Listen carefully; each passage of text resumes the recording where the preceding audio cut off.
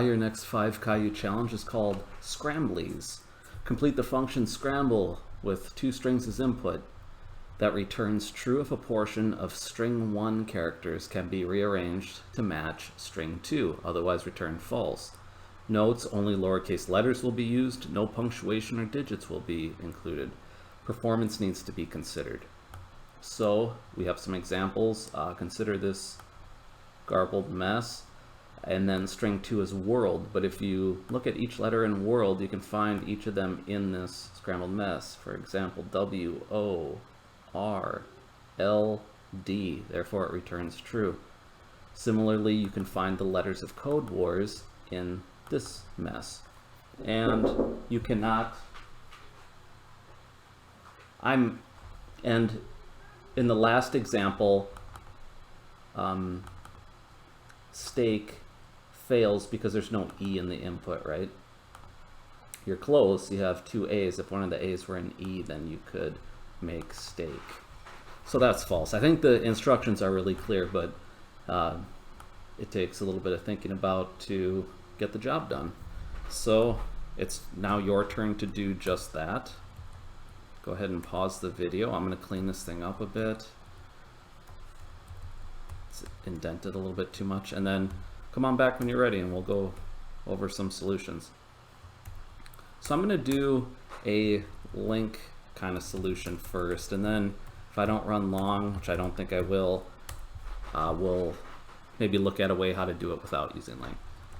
So I went ahead and brought LINQ namespace in, and I'm going to use an enumerable method that we've seen in other answers, but I don't think we've used in this series, and that's group by. And I'm going to use that to group the characters in each of these 2 words that are passed in. And so my algorithm then is going to say, hey, get me character counts for each of the letters, because it could occur more than once, right? We didn't really see that in the examples they gave us, but you could have 3 O's over here or whatever. And I got to make sure that it's entirely contained within the letters that we are given in string 1. So basically I'm going to do character counts of the letters on both sides of both words, and then I'm just going to make sure that for each of them in string 2, the count is less than or equal to the count of that letter in string 1. And I hopefully that's clear why that's the right or a correct way to solve the problem. Okay, good. So let's use group by. So I can say string 1 group by, and I'm going to tell it, we know that string 1 consists of characters, right? So each element's going to be a character, and I'm just going to do this. You've seen me, I use ch as a variable name for a character, and I'm just going to do ch, which means, because characters are a really simple thing, it's not like a custom class we made with a bunch of properties, you know, where you might want to group based on one of those properties. I'm just saying, hey, group them by the letter themselves. And so the group by is going to produce sort of like a collection of collections, if you will, where they'll be organized by letter. So if I had a bunch of E's, looks like maybe I only have 2 over here, but I have 3 A's, I think. So, you know, one group would have AAA, and then the E group would have EE, and then there'd be an SS and a QQ, and then but only a C, because there's only one C, so one of the groups may only have 1 character in it. But let's go ahead and look at this just for fun. Var, let's just call it word 1, just to get an idea of what this group by thing is doing. So we could say something like, we can go over each of the groups and sort of print out what's there just to get an idea. So var, just for now, thing in word 1, right? And we can say console write line, and we'll say, we'll just start with this for now. But keep in mind, each group can have multiple characters in it, right? Or multiple items in it. I'm saying character because we're dealing with characters. So you could have something like inside for each character in thing, console write line, the character. And let's just kind of play around with this and see what we get. I'll put a just return true here because we have to return something. So we'll test, see what this prints out. The name word does not exist. Yep, I called it word1. That's fair.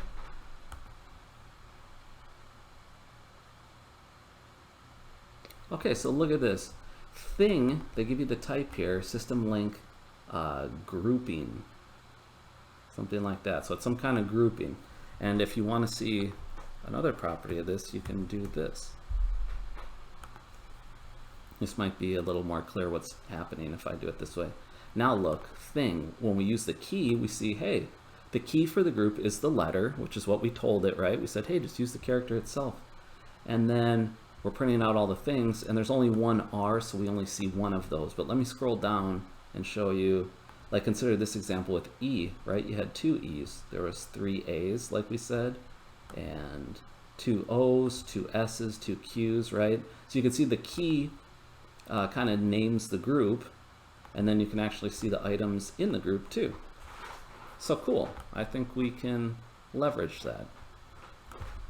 So let's do the same thing for word2, and then we're going to extend that a little bit to make it a little easier to work with.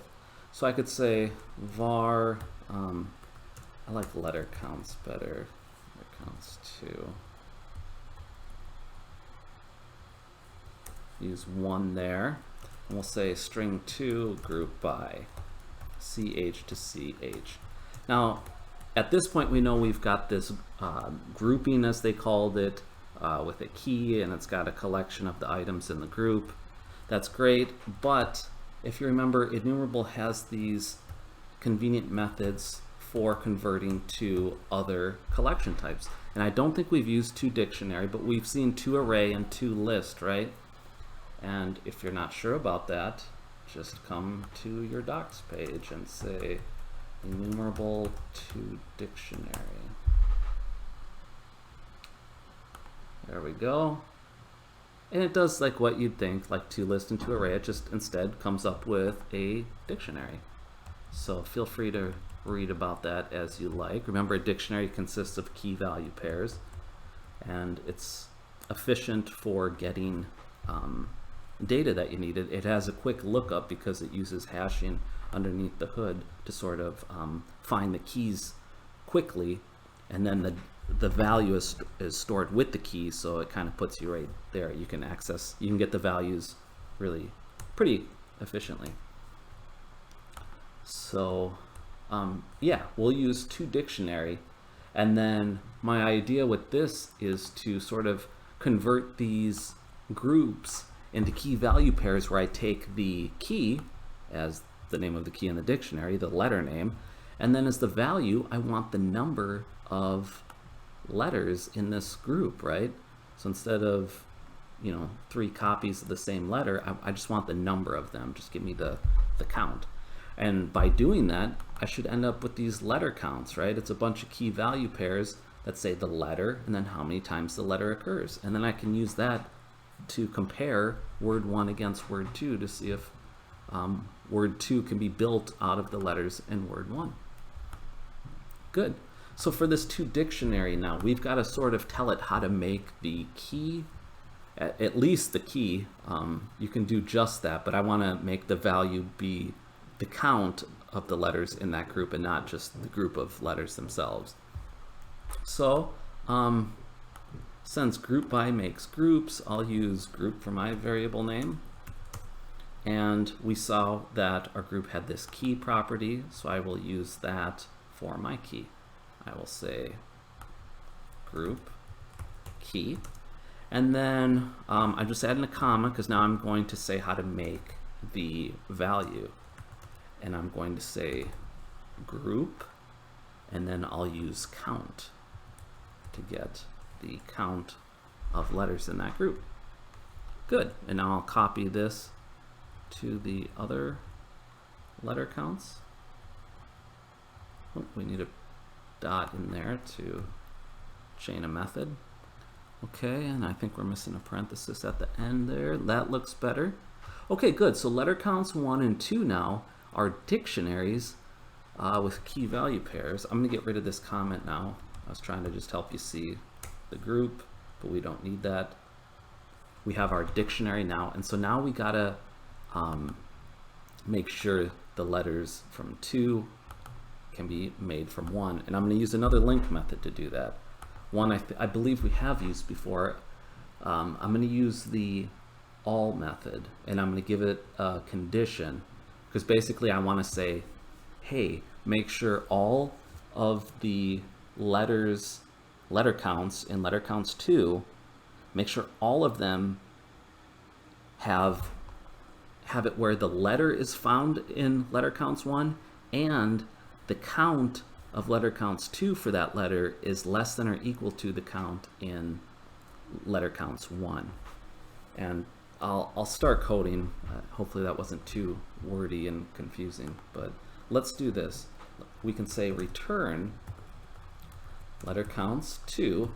I'm using all, and I'm going to give it the conditions for passing, because I want to make sure this is true for every one. If we come up, remember the example steak, and we just came up short with that E, we didn't get the E in here, that's got to fail, that's false. So that's why I'm using all.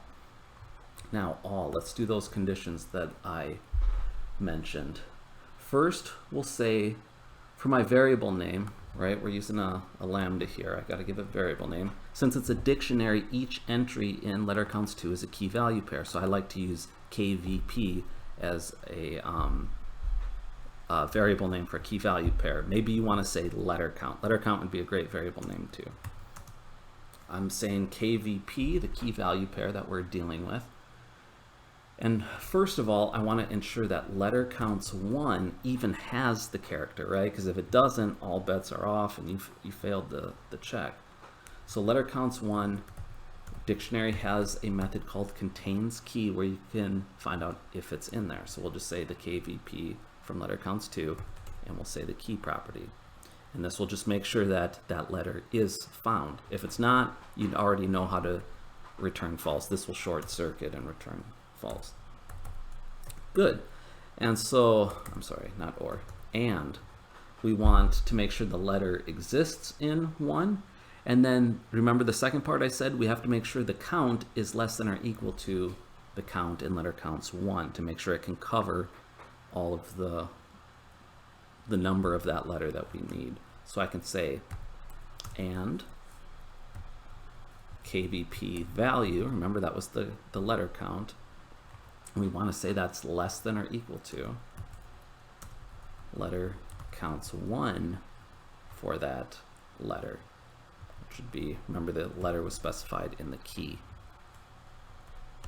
Good. And I think that's it. We have got to add our semicolon. So yeah, hopefully you can see how this spells out what I said in English before. We're saying, hey, string 2, which we converted into this count of letters, make sure all of them meet this condition.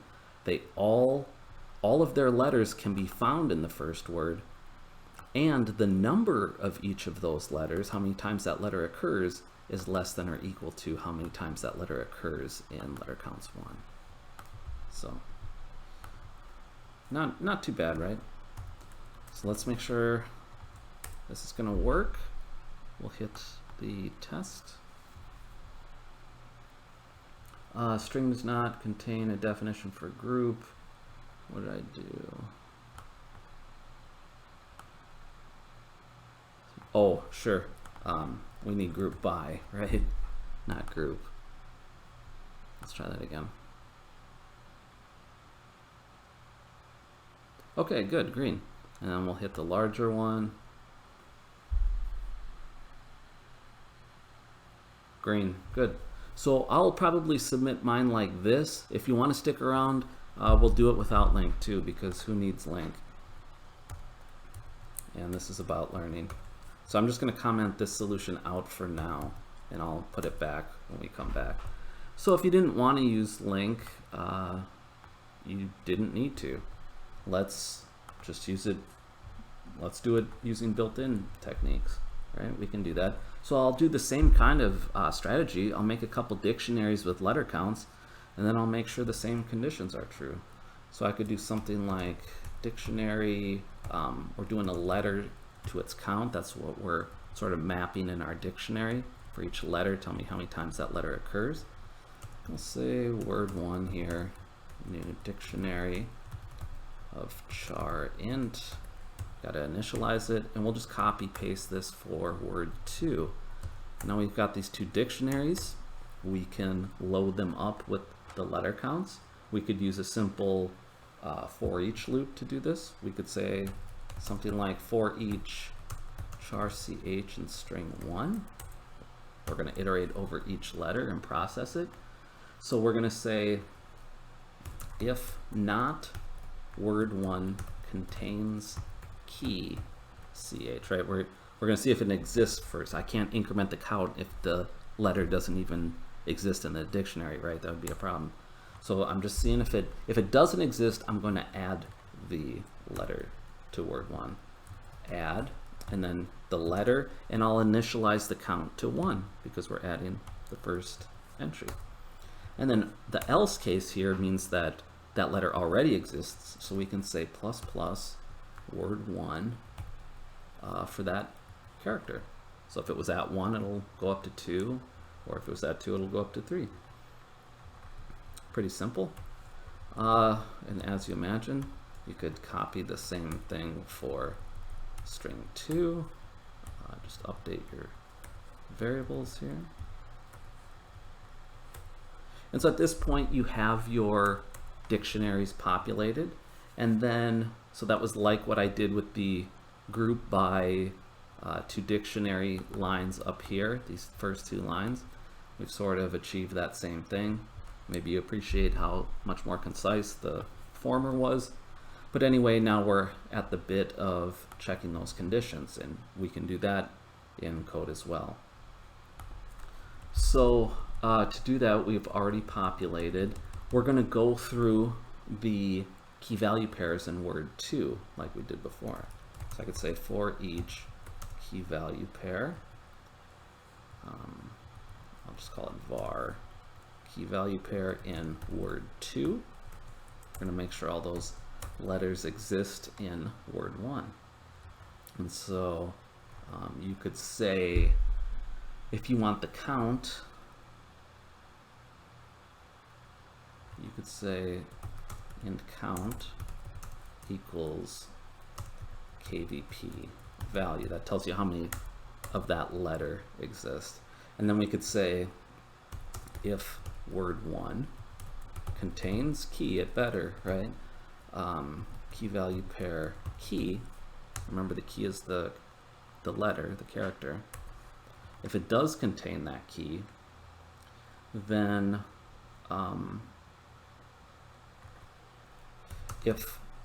I'll put this in curly braces.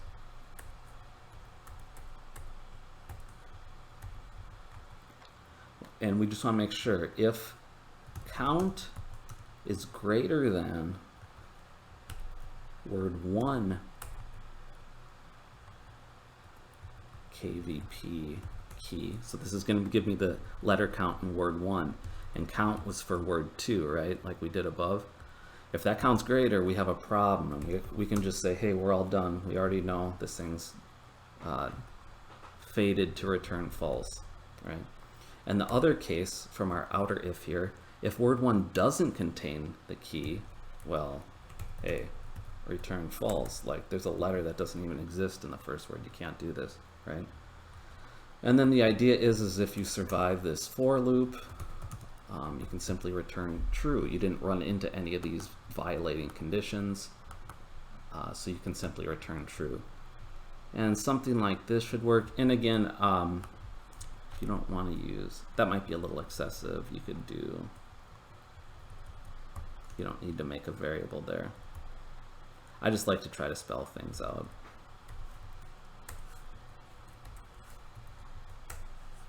Okay, so something like this, we'll run a test. Type of namespace, oh sure, we're using dictionary. Do you remember what library we need? Okay, good. Try a test again. We should be allowed to use dictionary. Good, green, favorite color. And green. And we don't seem to have violated any of their performance issues that they warned us about in the problem description. But you can probably see why I'm going with the first one. It's a lot more concise. So I'm going to do that. I'm going to get rid of this. Just wanted to show you, you don't need LINQ if you're still learning. Sometimes it's better to either do both solutions like I did here, or just not use LINQ. Make sure you got the bread and butter, your fundamentals down first. But learning LINQ's good too. We just don't need it. It's a convenience for us. We don't need it. Okay, so yeah, I like this. I think I'll go ahead and submit this way. Let me attempt again. Good. Go ahead and submit. You know what to do. Scan over other solutions. There's some really smart people on this website that post some really cool stuff like that. Look at how concise that is. Super cool. And then, yeah, I also encourage you to post your solutions, you know, then we can learn from each other. I learn too. And that's the idea. We all learn from each other. And then questions, comments, concerns are always welcome as well. So yeah, some good answers in here, it looks like. Cool. I'll let you go over those on your own. Otherwise, thanks for watching as usual. I really appreciate the likes and subscribes. I will see you in another video.